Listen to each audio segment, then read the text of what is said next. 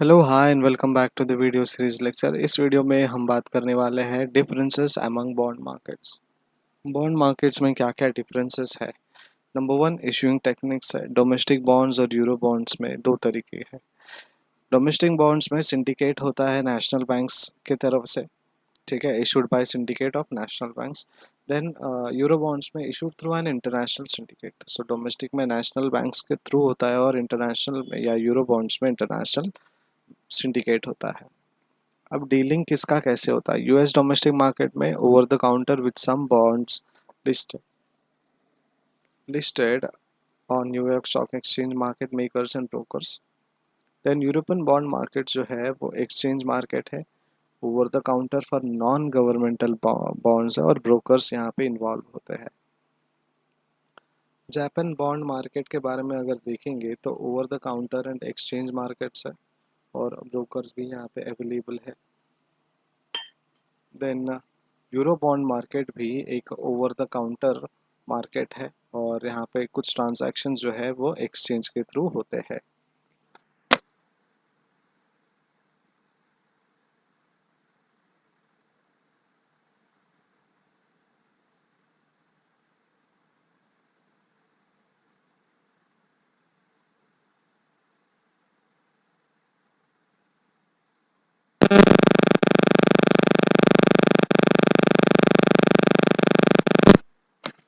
कुछ डिफरेंसेस हैं among euro bond market में, US market, non US market and euro bond market. Regulations US market में है, non US market में है, लेकिन यूरो बॉन्ड मार्केट में नहीं है और वहाँ पे इनफॉर्मल रूल्स चलता है। डिस्क्लोजर यूएस मार्केट में बहुत ज़्यादा डिस्क्लोजर रहता है क्योंकि वो रेगुलेटेड है। नॉन यूएस मार्केट में depends according to the local securities, ठीक है। देन यूरो बॉन्ड में यूजुअल मार्केट प्रैक्टिसेस होते हैं, जैसे इनफॉर्मल रूल्स है वैसे ही उनका यूजुअली जो डिस्क्लोजर होता है वो मार्केट प्रैक्टिसेस होता है। देन इशूइंग कॉस्ट जो है वो 0.75% से लेके 1% तक होता है यूएस मार्केट में और नॉन यूएस मार्केट में वो अलग अलग होता है, डिपेंड्स ऑन दी इश्यूज। लेकिन यूरो बॉन्ड मार्केट में 14 डेज और लेस, सॉरी, इशूइंग कॉस्ट जो है नॉन यूएस मार्केट में वो 1% से लेके 4% तक होता है और यूरो बॉन्ड मार्केट में 1.5% से लेके 2.5% रहता है, ठीक है। Then speed of issue US bond market का बहुत स्लो स्पीड है, वो 2 से 4 वीक का टाइम लेता है। नॉन यूएस मार्केट डिपेंड करता है कि कैसा इशू है, तो क्विक होगा, फास्ट होगा, मॉडरेट होगा, स्लो होगा, वेरी स्लो होगा, depend on issues. Then euro bond market में 14 डेज और लेस इतना टाइम हमें लगता है। करेंसीज जो है यूएस मार्केट में यूएसडी चलते हैं, लेकिन कोई रेस्ट्रिक्शंस नहीं है कि आपको सिर्फ और सिर्फ यूएसडी ही यूज़ करना है। नॉन यूएस मार्केट में यूजुअली जो लोकल है वो इस्तेमाल होता है करेंसी, लेकिन विथ सम रेस्ट्रिक्शंस, कुछ रेस्ट्रिक्शंस होते हैं, यानी कि कुछ परसेंटेज लोकल मार्केट के पैसे होंगे या फिर लोकल कंट्री के, डोमेस्टिक कंट्री के होंगे और दूसरे जो होंगे वो नेशनल, इंटरनेशनल या फिर यूएस डॉलर्स होंगे। देन यूरो बॉन्ड्स में ऐसा कोई रिस्ट्रिक्शन नहीं है, आप बेस करेंसी को इस्तेमाल करो या फिर किसी और करेंसी को इस्तेमाल करो। रेटिंग्स की जब बात करते हैं तो यूएस मार्केट में रेटिंग्स होती है, 100% होती है।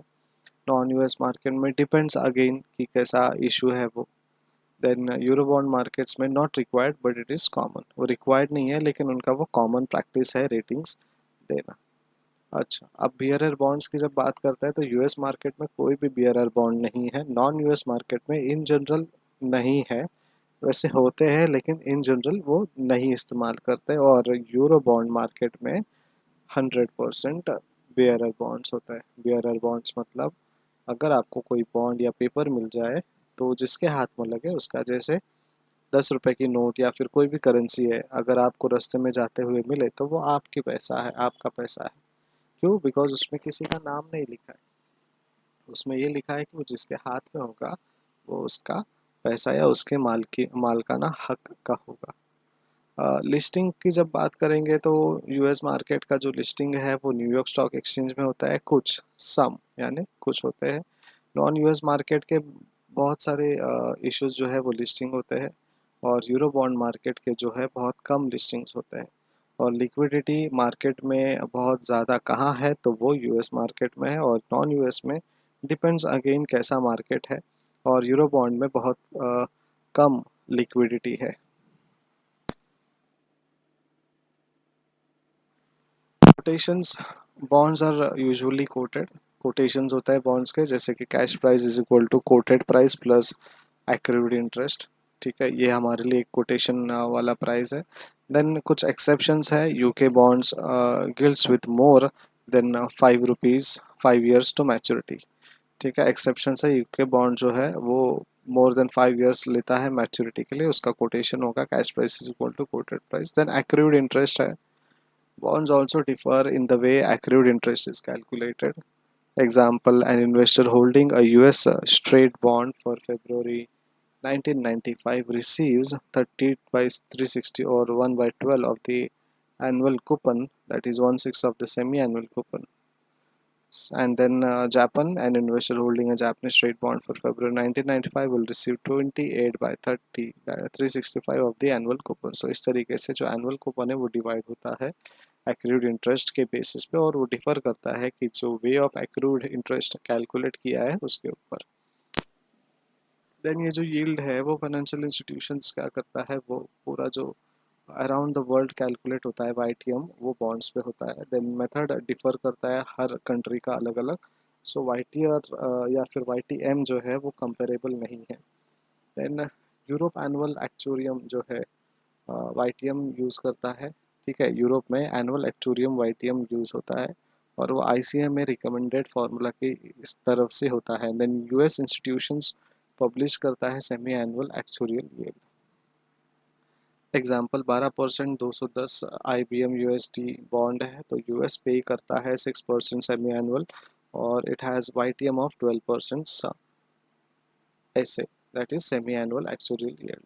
देन यूरोप जो है उनका एनुअल वाईटीएम होता है 12.36% का, और that is equal to 1.06 into 1.06, that is 1.1236। इस तरीके का कैलकुलेशन होता है यूएस में और यूरोप में। देन यील्ड जो है वो जापान का tend to report YTM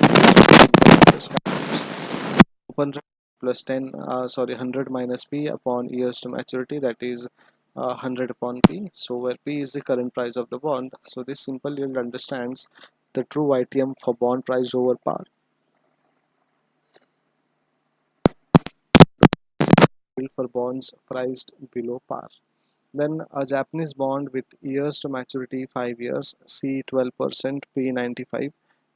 Then yield for a Japanese financial institution is equal to 13.68। तो इस तरीके से हमारा जो कैलकुलेशन है yield का वो हम कर सकते हैं। और कुछ लीगल एस्पेक्ट्स हैं बॉन्ड्स में। Bonds are issued in the either bearer और रजिस्टर्ड फॉर्म। यूरो बॉन्ड्स जो है वो बियरर बॉन्ड है, और जो भी लीगल ओनर है वो जिसके हाथ में डॉक्यूमेंट होगा वो होगा, लेकिन यूएस में वो रजिस्टर्ड होना चाहिए in the books of issuer. Coupon जो है यूजुअली पे होता है एनुअली, और मार्केट जो भी स्ट्रेट बॉन्ड्स रहेगा वो बियरर के हाथ में इशू करेगा। सो यूरो बॉन्ड जो है कूपन्स ऑल करेंसीज में पे किया जाता है, लेकिन यूएस कूपन जो है वो सेमी एनुअली पे किया जाता है। Today the majority of euro bonds are owned in electronic rather than physical form. Coupons are paid electronically via clearing systems, Euroclear and Clearstream is the holder of the bond. So आजकल digitalise होने के कारण electronically है, तो bearer format जो है वो कहीं ना कहीं छूट जाता है। अभी के लिए इतना ही। अगले वीडियो लेक्चर में बात करेंगे why investment in international bonds. ठीक है, क्यों इन्वेस्ट करना चाहिए हमें इंटरनेशनल बॉन्ड्स में। तब तक के लिए देखते रहिए, इंतज़ार कीजिए इस वीडियो का, एंड नोट्स बनाते रहिए। टेक केयर, बाय बाय, सी या।